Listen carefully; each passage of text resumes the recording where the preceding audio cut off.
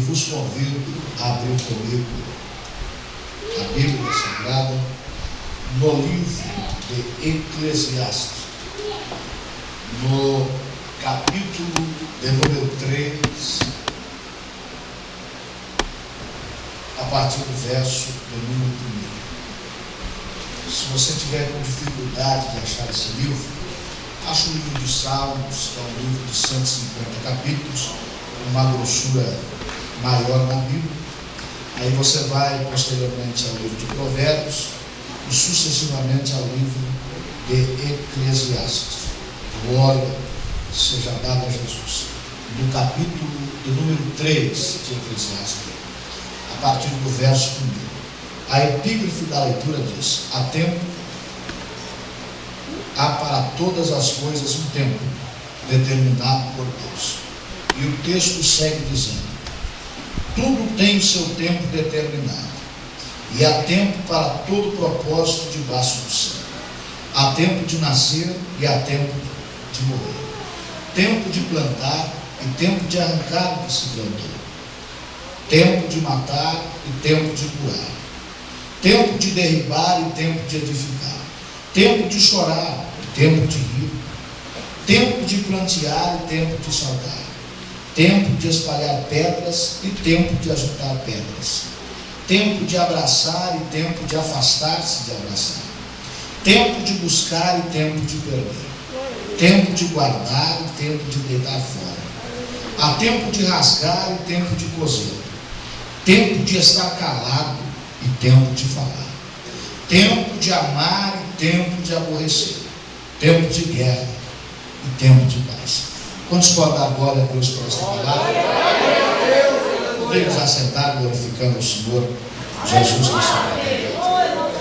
Queridos, queremos louvar a Deus pela sua graça, pela sua misericórdia, que ao longo dos anos nos acompanha. Damos a Deus glórias e honra por todas as bênçãos que o Senhor tem nos concedido.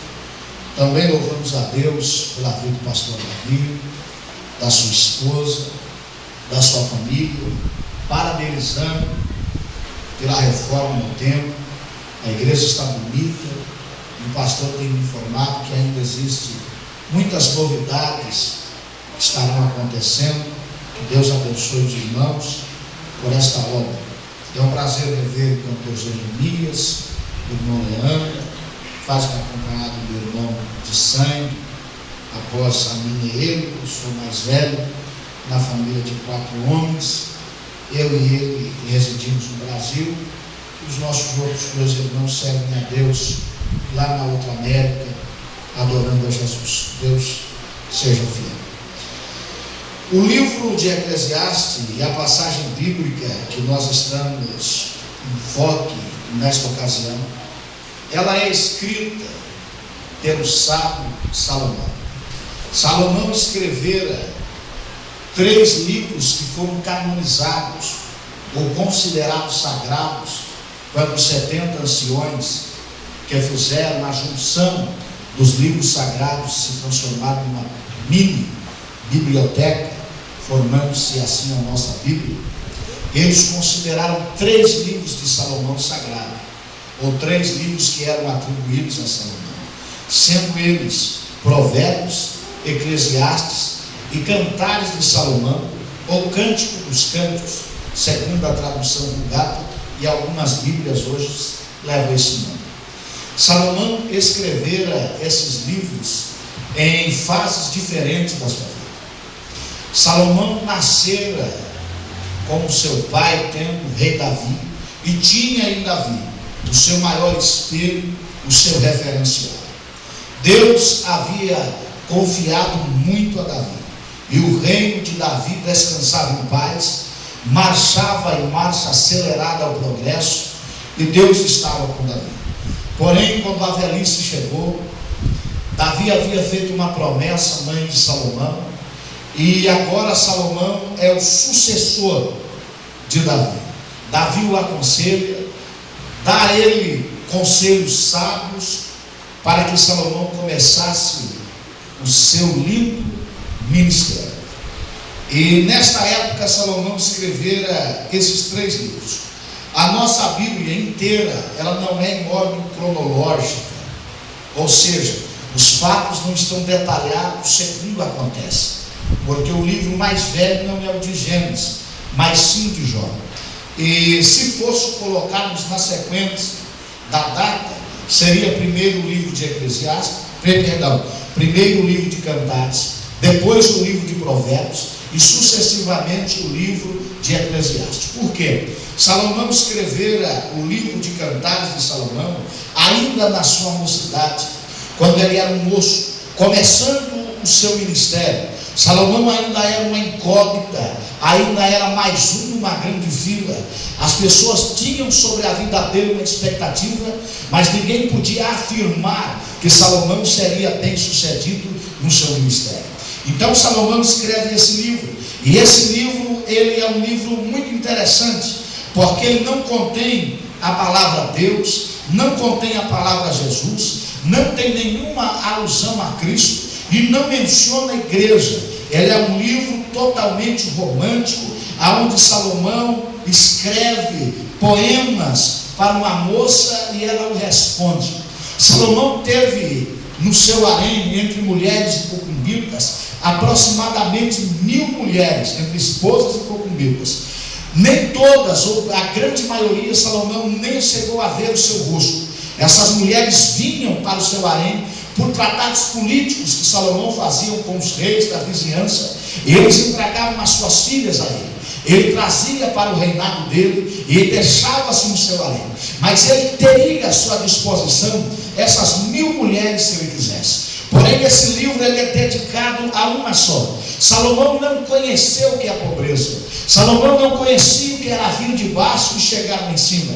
Mas ele ouvia do seu pai Davi as experiências que Davi teve na vida.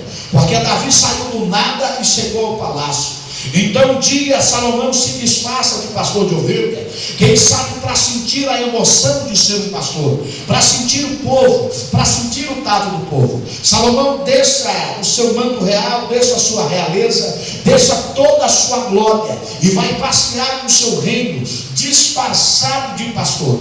Quando Salomão está passeando no seu reino, Salomão olha uma mulata, uma mulher de pele morena, e a etnia do judeu não tinha nenhuma apatia por essas mulheres. Mas quando Salomão olhou aquela moça, Salomão se apaixonou por ela.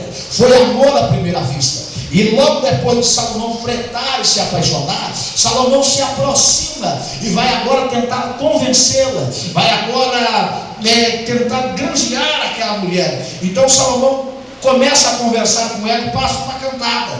E nessa cantada Salomão olha para ela e diz: eu sou o rei de tudo isso. Esse palácio me pertence, aquele palácio, esse reino me pertence. E eu estou aqui, eu amei você. E eu vou voltar para buscar você, para levá-lo para o meu palácio. Aquela moça, ela pode ter pensado que aquilo era conversa, que Salomão era simplesmente mais um galanteador que queria lubrifiá-la. Mas Salomão amou aquela mulher. Salomão ele volta posteriormente, não vestido de pastor de ovelhas. Salomão vem acompanhada da guarda real. Salomão vem montado no cavalo real com a sua carruagem. Salomão vem vestido com toda a sua glória e toma aquela mulher para si. E Salomão amou a vida daquela mulher e ela amou. Então Salomão escreve o livro de Cantares, e esse livro já começa um pouco complicado, porque já no versículo 2 ela está dizendo para ele: deixe-me ele com os beijos da sua boca,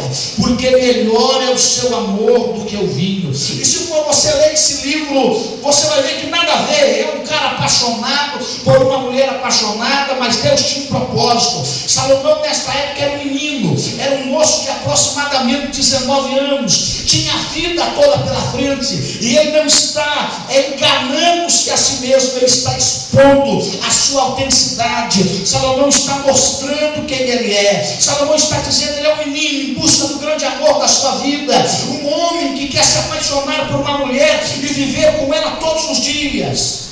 Esse é o primeiro livro que Salomão escreve. O segundo livro é o livro de Provérbios.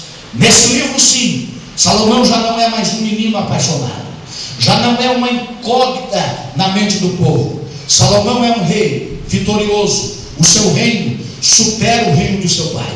No apogeu da glória do reino de Salomão, somente o reino de Cristo será maior. Nenhum rei na terra de Israel teve tanta glória como Salomão. Salomão era um déspota na batalha. Salomão, a sua sabedoria era fora do comum, era algo divino.